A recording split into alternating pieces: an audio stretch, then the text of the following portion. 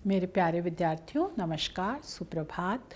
और आज मैं पुनः आपको गुरुदेव रवींद्रनाथ टैगोर द्वारा रचित तोता पाठ पढ़ाने जा रही हूँ। तोता ये उनकी एक कहानी है और इस पाठ को मैंने 4 खंडों में विभाजित किया है, जिसमें पहले खंड में मैंने इनका विस्तार से जीवन परिचय, इनकी बहुमुखी प्रतिभा, इनकी रचनाएं, इनकी भाषा शैली और तोता कहानी पाठ का सारांश आपको बता दिया है। अब द्वितीय खंड में मैं पुनः आपको इनका संक्षिप्त जीवन परिचय बताऊंगी और फिर इनके गद्यांशों की व्याख्या करूंगी। तो रवींद्रनाथ टैगोर, ये आप चित्र देख ही रहे होंगे और इनसे आप सभी लोग परिचित ही होंगे। इनके महान व्यक्तित्व और इनकी बहुमुखी प्रतिभा से कौन परिचित नहीं है, ये तो विश्व प्रसिद्ध व्यक्तित्व हैं। और ये रवींद्रनाथ टैगोर तोता। और अब हम इनके संक्षिप्त जीवन परिचय पर आते हैं। जीवन परिचय, जैसा कि हमने पहले खंड में आपको बताया था कि इन्होंने जो शांति निकेतन की स्थापना की थी, वहाँ पर इन्होंने ये आदर्श वाक्य लिखा था, यत्र विश्वम भवेत् एक नीडम, जहाँ पर संसार जो है वो एक घोंसले के समान हो जाता है। जैसे पक्षी एक एक तिनगा और घास जोड़ जोड़ के अपना घोंसला बनाता है और फिर उस घोंसले में आनंद से रहता है और स्वतंत्रता का अनुभव करता है कि ये मेरे द्वारा बनाया हुआ है, अपनी परिश्रम और अपने मेहनत से खुश होकर के वह उस घोंसले में रहने का आनंद लेता है। वैसे ही गुरुदेव रवींद्रनाथ टैगोर ने जो शांति निकेतन की स्थापना की, तो वो भी बड़ी मेहनत से की थी, परिश्रम से की थी और उसमें वह चाहते थे कि विद्यार्थी स्वतंत्रता के वातावरण में रह करके शिक्षा प्राप्त करें, अपने व्यक्तित्व का सर्वांगीण विकास करें।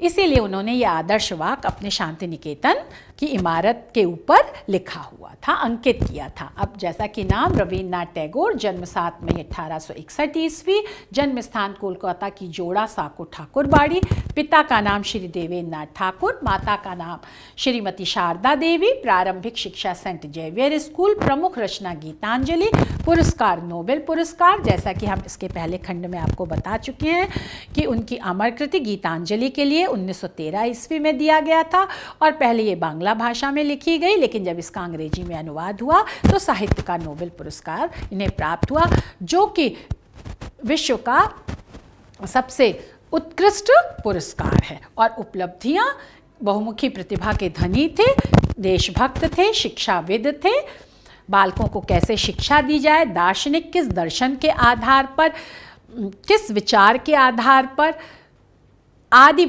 बातों का इन्होंने चिंतन मनन किया है। इसलिए ये दार्शनिक भी थे, कवि थे ही, महान चित्रकार। और इन्होंने शांति निकेतन की स्थापना की थी। मृत्यु 7 अगस्त 1941 को हुई थी और भाषा सहज है, स्वाभाविक है, आसानी से समझ में आ जाती है, प्रभावपूर्ण है, उसमें एक निरंतरता है और प्रभावशाली है। इनकी भाषा आपको प्रभावित करने में योग्य है, समर्थ है। शैली जो है परिचयात्मक है, इनकी विवेचनात्मक है, आत्मकथात्मक है और प्रतीकात्मक या संकेतात्मक इनकी शैलियाँ हैं। शैली के बारे में हम आपको बता चुके हैं कि ये एक पद्धति होती है, एक ये प्रकार है जिसके माध्यम से साहित्यकार अपनी रचना को व्यवस्थित, क्रमबद्ध और प्रभावशाली बनाता है। अब हम तोता कहानी पर आते हैं कि तोता कहानी नोबेल पुरस्कार विजेता रवींद्रनाथ टैगोर की बहुचर्चित कहानी है। यह सन 1924 में लिखी गई थी। इस कहानी में तोते को आधार बनाकर वर्तमान शिक्षा पद्धति पर व्यंग किया गया है कि वर्तमान शिक्षा पद्धति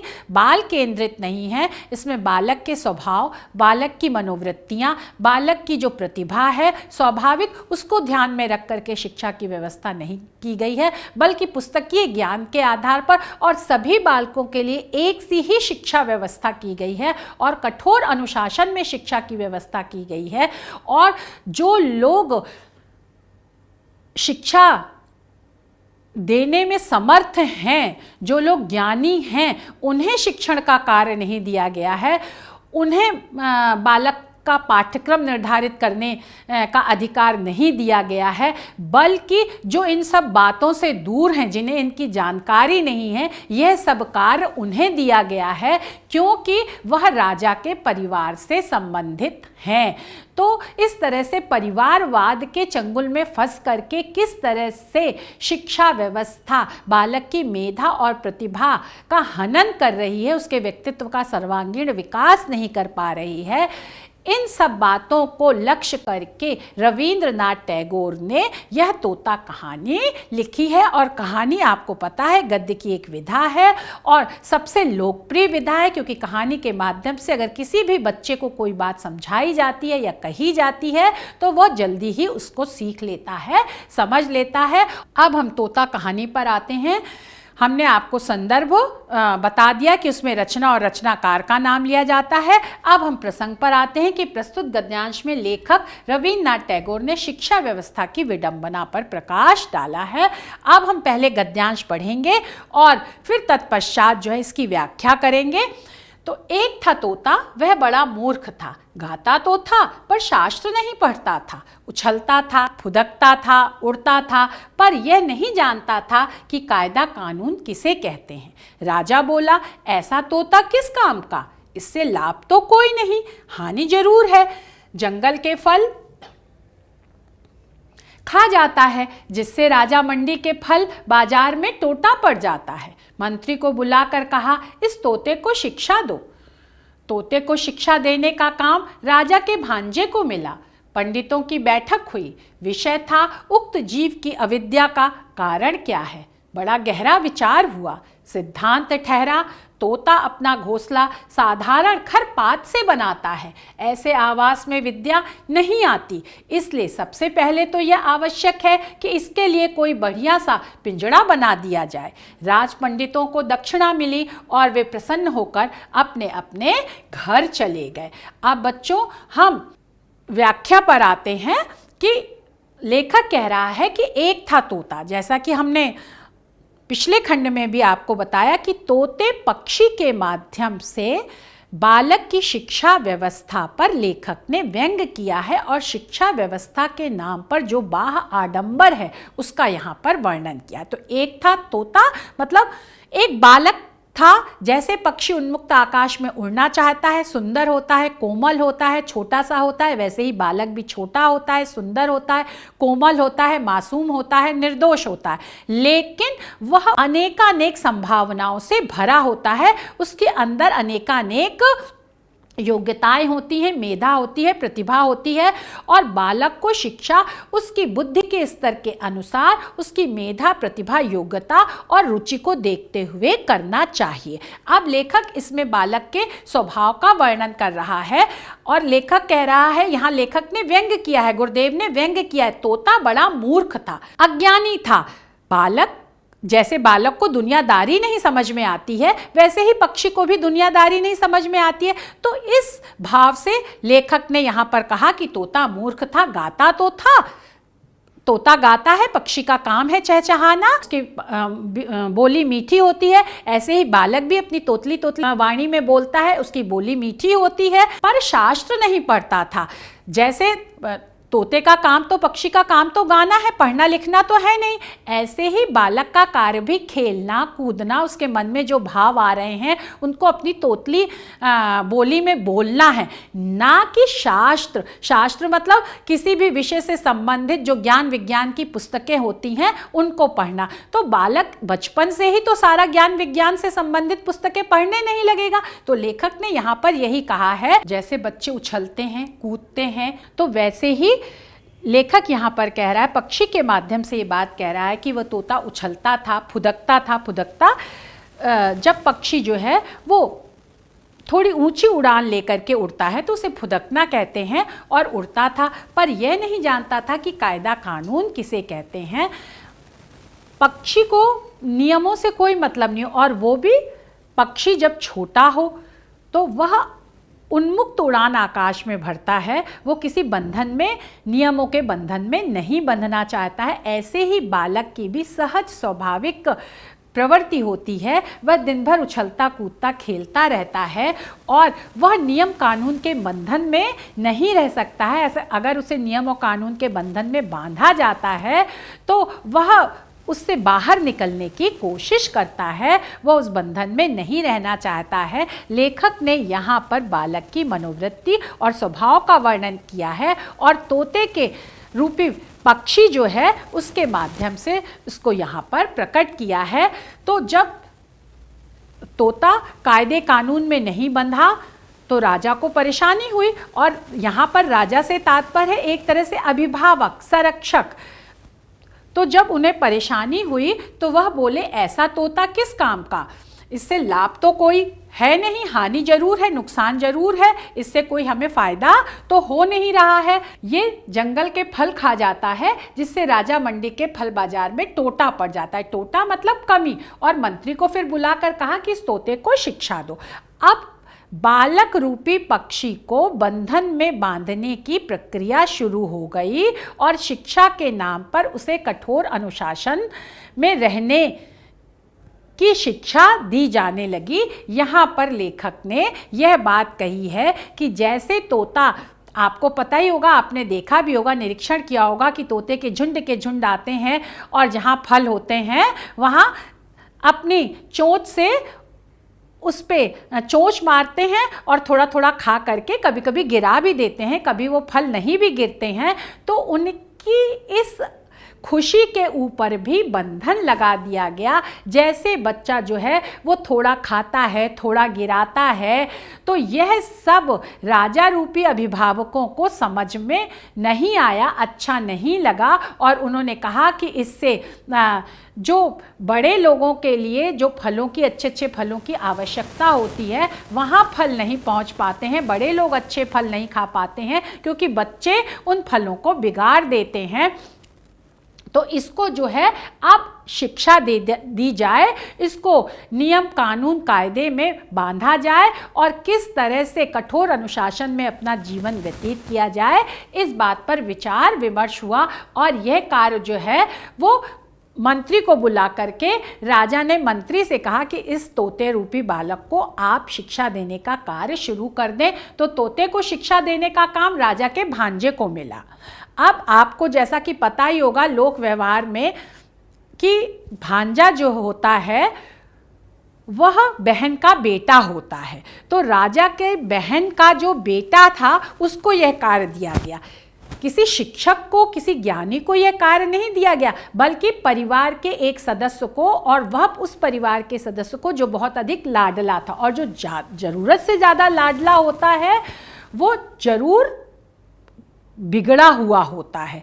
तो ज़्यादा लाड प्यार में जो राजा के बहन का बेटा पला था उसको यह शिक्षा देने का कार्य सौंपा गया। मंत्री ने यह कार्य राजा के भांजे को दिया। इस तरह से परिवारवाद को वहाँ बढ़ावा मिला। सच्चे ज्ञानी और शिक्षक को शिक्षा देने का कार्य नहीं सौंपा गया और वहीं से शिक्षा व्यवस्था में विकृति की शुरुआत हो गई। लेखक यहाँ पर यह कहना चाहते हैं। और पंडितों की बैठक हुई। बालक को शिक्षा देने का काम जो बाल मनोविज्ञान से परिचित शिक्षक हैं उन्हें देना चाहिए, जो बालक की सहज मनोवृत्ति और स्वभाव को जानते हैं। यहाँ पर बहुत बड़े बड़े पंडित और ज्ञानी की जरूरत नहीं होती है, लेकिन यहाँ पर वही लेखक कह रहा है कि पंडितों की बैठक हुई। बड़े बड़े जो पंडित थे उनकी एक सभा हुई और विषय था उक्त जीव की अविद्या का कारण क्या। अविद्या मतलब अज्ञान। ये जो उक्त जीव है मतलब तोता है, ये क्यों अज्ञानी है, जबकि उसके बाल स्वभाव को किसी ने नहीं समझा, बस उसके ऊपर ज्ञान को थोपा जाने लगा। बड़ा गंभीर विचार हुआ कि बालक को कैसी शिक्षा दी गई और सिद्धांत ठहरा, जो निष्कर्ष निकला कि तोता अपना घोंसला साधारण, अब यहाँ पर लेखक ये कह रहा है कि तोता अपना घोंसला साधारण घास फूस से बनाता है। तो ऐसे आवास में मतलब निवास स्थान में ज्ञान की प्राप्ति नहीं हो सकती। अब यहाँ पर गुरुदेव ने पुनः व्यंग किया है कि जो पक्षी अपनी मेहनत से घोंसला बनाता है उस मेहनत को महत्ता नहीं दी गई, बल्कि जिस चीज से वह घोंसला बनाता है उसको महत्ता दी गई। तो इसलिए अगर जो मेहनत करता है लेकिन साधारण वस्तुओं से अपना निवास स्थान बनाता है वह शिक्षा के योग्य नहीं है, शिक्षा का अधिकारी नहीं है, यहाँ पर लेखक ये कहना चाहते हैं। और इसीलिए उसको शिक्षा प्राप्त नहीं हो पाती है।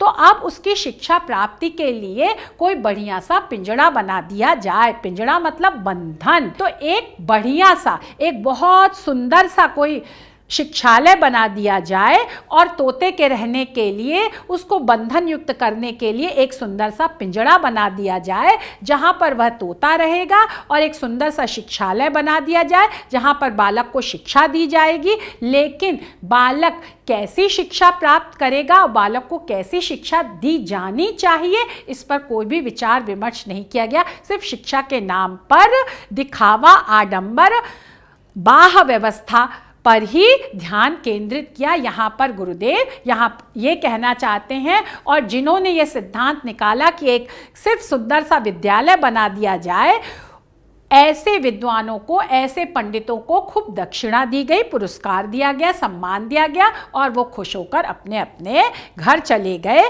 क्योंकि शिक्षा के नाम पर दिखावा करने वालों को ही यहाँ पर लेखक ये कहना चाहता है कि पुरस्कार मिलता है। जो शिक्षा व्यवस्था के आधारभूत लोग हैं उनको कभी भी कोई पुरस्कार और सम्मान नहीं दिया जाता है। इस तरह से लेखक ने यहाँ पर व्यंग्यात्मक शैली में शिक्षा व्यवस्था के बाह्य आडंबर पर प्रकाश डाला है। अब हम विशेष पर आते हैं। लेखक द्वारा बाल केंद्रित शिक्षा व अनौपचारिक शिक्षा की अपेक्षा राज्य नियंत्रित औपचारिक शिक्षा को थोपने की प्रक्रिया को सरल स्वाभाविक खड़ी बोली में प्रतीकात्मक व व्यंग्यात्मक शैली में प्रकट किया है। अब हम प्रश्नों पर आते हैं। उपरोक्त गद्यांश का संदर्भ लिखिए, रेखांकित अंश की व्याख्या कीजिए और तोते को शिक्षा देने का कार्य किसे सौंपा गया। जो रेखांकित अंश की व्याख्या है बच्चों, वह वैसे ही आप संदर्भ लिखेंगे, प्रसंग लिखेंगे, व्याख्या लिखेंगे और फिर विशेष लिखेंगे, और इसी प्रारूप पर आपकी परीक्षा पर प्रश्न पूछे जाते हैं। अब हम अगले गद्यांश पर आते हैं कि जिसमें संदर्भ वही होगा, रचना और रचनाकार का नाम। हम प्रसंग पर आते हैं कि प्रस्तुत गद्यांश में लेखक रवीन्द्रनाथ टैगोर द्वारा शिक्षा व्यवस्था की प्रदर्शनकारी बाह्य व्यवस्था पर प्रकाश डाला गया है। अब हम पहले गद्यांश पढ़ेंगे।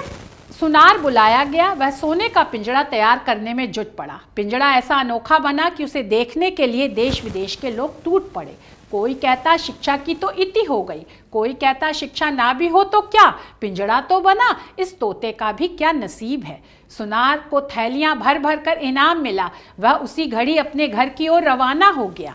पंडित जी तोते को विद्या पढ़ाने बैठे, नस लेकर बोले, यह काम थोड़ी पोथियों का नहीं है।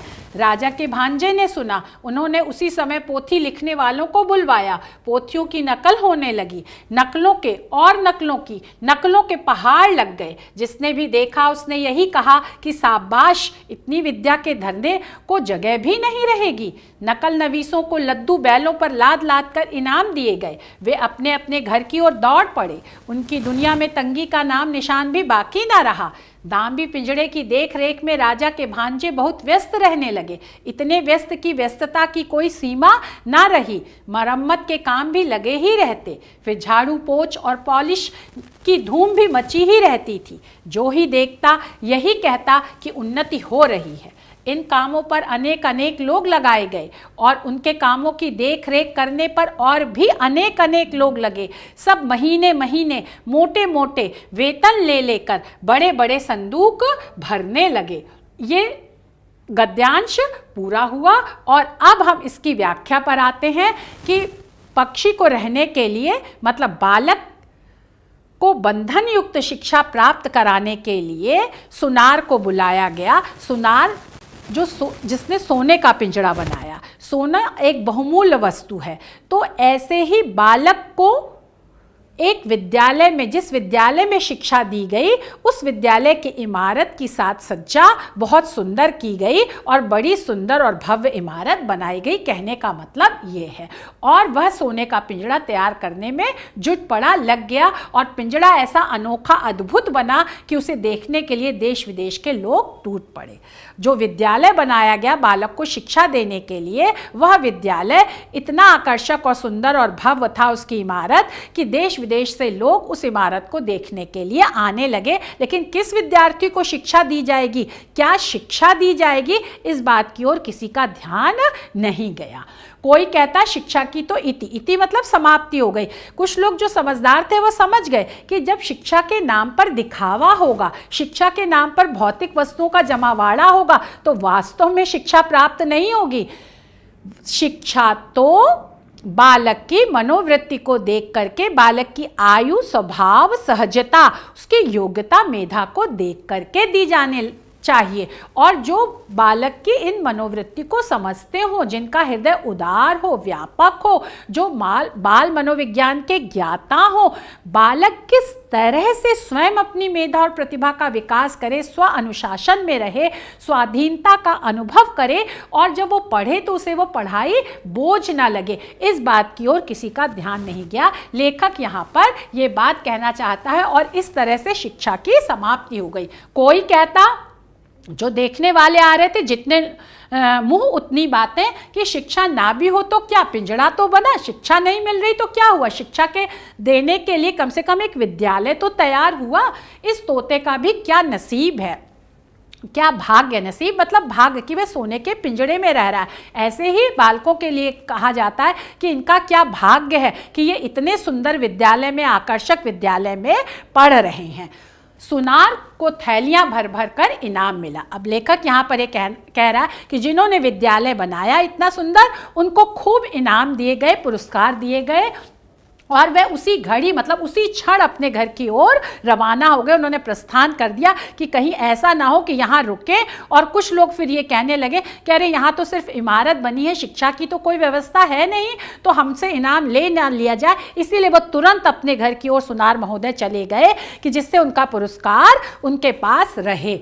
फिर पंडित जी तोते को विद्या पढ़ाने बैठे। अब पंडित जी जो हैं वो तोते को ज्ञान देने के लिए तैयार हो गए। नस एक नलिका को कहते हैं, एक तरह की कलम होती है जो पहले लकड़ी से बनाई जाती थी, सरकंडे से, तो उसे नस लेकर बोले, यह काम थोड़ी पोथियों का नहीं है, पुस्तकें बालक को पढ़ाने के लिए कम है। तो जब पंडित जी ने ये कहा और राजा के भांजे ने सुना, क्योंकि राजा के भांजे को ये शिक्षा देने का कार्य सौंपा गया था, तो उन्होंने उसी समय पोथी लिखने वालों को बुलवा लिया। तुरंत के तुरंत कार्य तुरंत का तुरंत होता है। तुरंत पोथी लिखने वालों को, छोटी पुस्तकें लिखने वालों को बुलवा लिया गया और पोथियों की, लेकिन जो पुस्तकें लिखी गई वो मौलिक पुस्तकें नहीं थी, बल्कि क्या है, नकल, अनुकरण थी। जो पहले ज्ञान था उसी ज्ञान को फिर से लिख दिया गया। उसमें कहीं कोई मौलिकता नहीं थी, कहीं कोई सृजनात्मकता नहीं थी। जो बालक को शिक्षा देने के योग्य शिक्षक थे उनसे कोई सलाह मशविरा नहीं लिया गया था। समय और परिस्थिति के अनुसार शिक्षा में क्या परिवर्तन होने चाहिए, इस बात की ओर किसी का ध्यान नहीं गया, बल्कि चली चलाई परंपरा और परिपाटी में जिस तरह से शिक्षा दी जा रही थी, उन्हीं पुस्तकों का, पोथियों का फिर से नकल करके और पहाड़ लगा दिया गया, मतलब पुस्तकों के ढेर लग गए। और इस तरह नकलों के और नकलों की नकलों के पहाड़ लग गए, है ना। पूरा एक ऊंचा ढेर तैयार हो गया। जो पहले से पुस्तकें थीं उन्हीं की नकल की गई, उन्हीं का अनुकरण किया गया, उन्हीं के प्रतिरूप पुस्तकें लिख दी गई। और ये नकल नवीसों ने किया। नकल नवीस उन्हें कहते हैं जो पोथियों का, छोटी पुस्तकों का या पुस्तकों का लेखन करते हैं। मौलिक लेखन नहीं करते हैं जो, बल्कि उनकी नकल करते हैं। जिसने भी देखा, अब जो भी देखने वाले आ रहे थे कि क्या शिक्षा की व्यवस्था हो रही है, क्योंकि शिक्षा का प्रचार प्रसार बहुत हो रहा था कि तोते रूपी पक्षी को, बालक को शिक्षा दी जा रही है। इतना सुंदर महल बनाया गया, इतना सुंदर पिंजड़ा बना गया है, इतने लोग लगाए गए हैं, इतने पंडित जी शिक्षा दे रहे हैं, पुस्तकों की पुस्तकें आ रही हैं और पुस्तकों की नकल की जा रही है, तो निश्चित है कि लोग भी देखने ही आएंगे बहुत सारे कि क्या सुंदर शिक्षा व्यवस्था है। और उन्होंने कहा शाबाश, अरे वाह, शाबाश। जब कोई कार्य बहुत अच्छा होता है तो हम कहते हैं ना कि शाबाश, बहुत अच्छा, इतनी विद्या के तो धरने की जगह भी नहीं रहेगी। अब लेखक यहाँ पुनः व्यंग कर रहा है कि ये जो इतना नकलची ज्ञान है, ये विद्या नहीं है। विद्या के नाम पर उन्होंने एक व्यंग किया है कि इतना जो ज्ञान, नकल के नाम पर ज्ञान जो बालक को पढ़ाने के लिए एकत्र किया गया है, तो इतना ज्ञान को तो रखने का स्थान भी नहीं रहेगा। तो बालक कैसे उस इतने सारे ज्ञान को अपने अंदर आत्मसात कर पाएगा, उसको पढ़ पाएगा, सुन पाएगा, समझ पाएगा और लिख पाएगा। यहाँ पर लेखक ने इस तरह से व्यंग्यात्मक भाषा में शिक्षा के नाम पर जो पुस्तकीय ज्ञान और मौलिक सृजन को स्थान ना देना, बल्कि जो चली चलाई परिपाटी और परंपरा पर शिक्षा व्यवस्था दी जा रही है उस पर व्यंग किया है और उस तरफ हम लोगों का ध्यान आकर्षित किया है। आप जो नकल कर रहे थे, जो मौलिक रचनाकार होते हैं, शिक्षक होते हैं, सच्चे शिक्षक होते हैं, उन्हें इनाम नहीं दिया गया, बल्कि जिन्होंने नकल की पुस्तकों को उन्हें बैलों पर लाद लाद कर, और वो भी लद्दू बैल उसे कहते हैं जो तेजी से कार्य नहीं करता है, जो बहुत धीमे धीमे आराम से चलता है और भारी होता है, काफ़ी बड़ा होता है। तो उस बैल के ऊपर इनाम जो है वो लाद लाद कर पुरस्कार दिए गए और वे भी अपने घर की ओर दौड़ पड़े। यहाँ पर लेखक ने पुनः व्यंग किया है, इशारा किया है कि वे भी इतना पुरस्कार पाकर के अपने घर की ओर दौड़ गए कि कहीं ऐसा ना हो कि ये पुरस्कार उनसे छीन लिया जाए, और इस तरह से उनकी दुनिया में तंगी मतलब कमी का कोई नामो निशान भी नहीं रहा, मतलब उनके जीवन में लेश मात्र भी धन की कमी नहीं रही। वो नकल नवीस भी, नकलची लोग भी अमीर हो गए। लेखक यहाँ पर यह कह रहा है। अब दामी मतलब महंगे पिंजड़े की देख रेख में, पिंजड़े मतलब वो जो विद्यालय है, जो बंधन का कारण है, उसकी देख रेख में, देखभाल में राजा के भांजे बहुत व्यस्त हो गए। दिन रात उस पिंजड़े की देखभाल में वह संलग्न हो गए, रत रहने लगे, और इतने संलग्न और रत रह गए कि कोई सीमा ही नहीं रही, उन्हें समय का ज्ञान ही नहीं रहा। अब मरम्मत के काम भी लगे ही रहते हैं। लेखक ने यहाँ कितना सुंदर किया। बालक, एक तो मरम्मत, जो पिंजड़े की मरम्मत जिसमें वो पक्षी तोता रहता है, एक उस विद्यालय की टूट फूट, जो विद्यालय इतना भव्य आकर्षक बनाया गया है बालक को शिक्षा देने के लिए, और दूसरा ये कि जब इतनी विद्या दी जा रही है तो वो बालक ग्रहण तो कर नहीं पाएगा, तो वो बालक उस शिक्षा से भागेगा।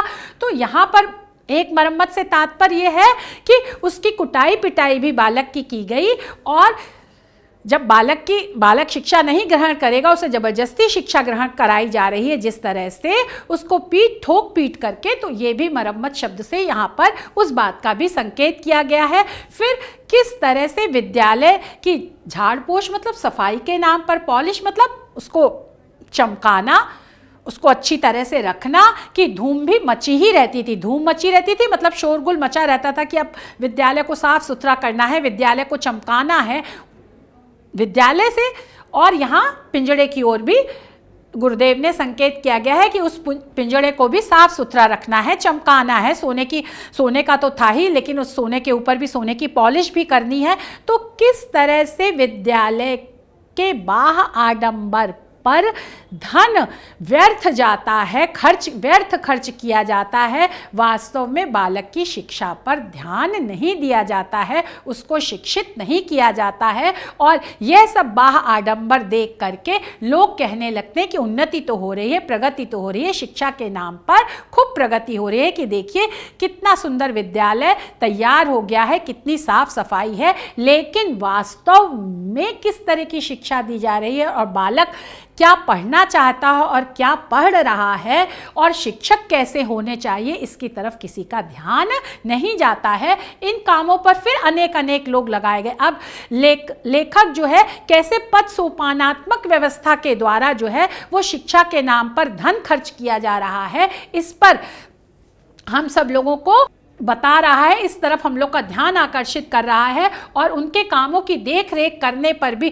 फिर जो नए कर्मचारी आए, उन लोगों के भी कामों की देखभाल करने के लिए नए निरीक्षक नियुक्त किए गए, और इतने सारे लोगों के, अधिकारियों के, कर्मचारियों के महीने के वेतन पर राजकोष से धन खर्च किया जाने लगा कि बालक को बहुत अच्छी शिक्षा दी जा रही है। और इस तरह से लेखक ये बता रहा है कि किस तरह से बालक की शिक्षा के नाम पर धन का अपव्यय किया जा रहा है, और सब लोग धीरे धीरे अमीर हो रहे हैं, लेकिन बालक की क्या दशा है, और बालक शिक्षा ग्रहण भी कर पा रहा है या नहीं कर पा रहा है, इस तरफ किसी का ध्यान जा ही नहीं रहा है। अब हम विशेष पर आते हैं कि लेखक द्वारा शिक्षा के बजाय शिक्षा के नाम पर होने वाले बाह्य आडंबर का वर्णन उन्होंने सरल सरस खड़ी बोली में संकेतात्मक शैली में किया है।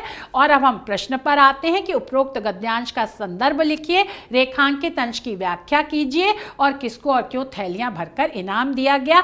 अब बाल केंद्रित शिक्षा व्यवस्था के प्रणेता सुप्रसिद्ध शिक्षाविद गीजूभाई बधेका की कविता खूद का पानी द्वारा शिक्षा व्यवस्था में सुधार के सार व शिक्षा संदेश के रूप में प्रस्तुत किया जा सकता है।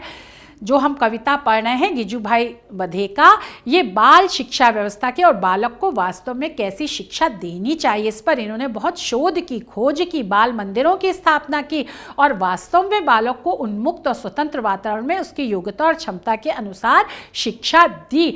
तो ये एक कविता के माध्यम से उन्होंने प्रकट किया है जो मैं पढ़ दे रही हूँ। कल के अध्यापक ने सोचा था कि दंड और पुरस्कार देने से ही बालक में बुद्धि आएगी। कल के अध्यापक ने सोचा था कि किताबी पाठ और कविता रटने से ही ज्ञान मिलता है। कल के अध्यापक ने सोचा था कि सख्त नियमों की बेड़ियां पहनाने से बालक संयमी बनेगा। उसने सोचा था कि शिक्षण में स्वतंत्रता देंगे तो विद्यार्थी पढ़ेंगे नहीं, इसलिए उन्हें दबाकर रखना चाहिए। इसलिए उसने ज्ञान का संपूर्ण क्षेत्र विद्यार्थियों की पढ़ाई के लिए निर्धारित कर दिया और परीक्षा को ही एकमात्र जीवन लक्ष्य मानकर उसी की उपासना में अपने और विद्यार्थियों के खून का पानी कर दिया। शिक्षक कक्षा, अब यहाँ पर लेखक ने कहा है कि बालक में जो जोश होता है, उत्सुकता होती है, जिज्ञासा होती है पढ़ने की और शिक्षा प्राप्त करने की, उसको इन सारे बंधनों ने जो इसमें इस कविता में उन्होंने व्यक्त किए हैं और गुरुदेव रवींद्रनाथ टैगोर ने अपने तोता कहानी में व्यक्त किए हैं, वो इन्होंने लेखक ने कहा है कि किस तरह से उसका उत्साह, जोश और जिज्ञासा ठंडी हो गई बंधन के नाम पर शिक्षा देने के तरह। अब शिक्षा कक्षा के प्रत्येक बच्चे का प्यार, विश्वास और सम्मान दंड से नहीं बल्कि उससे स्नेह देकर हासिल कर सकता है। यह बात यदि प्रत्येक शिक्षक अच्छी तरह समझ ले तो सीखना हर बच्चे के लिए संभव होगा। किस तरह से स्नेह, प्यार, अपनत्व के वातावरण में बालक शिक्षा ग्रहण करता है, इस बात को हमें ध्यान में रखकर ही बालक को शिक्षा देनी चाहिए। यही इस कविता में बाल केंद्रित शिक्षा के ज्ञाता गीजूभाई बधेका ने कही है और यही बात गुरुदेव रवींद्रनाथ टैगोर तोता कहानी में कहना चाहते हैं। बच्चों, आशा है आपको यहाँ तक यह पाठ समझ में आ गया होगा। जो ना समझ में आया आप पूछ सकते हैं। धन्यवाद, नमस्कार।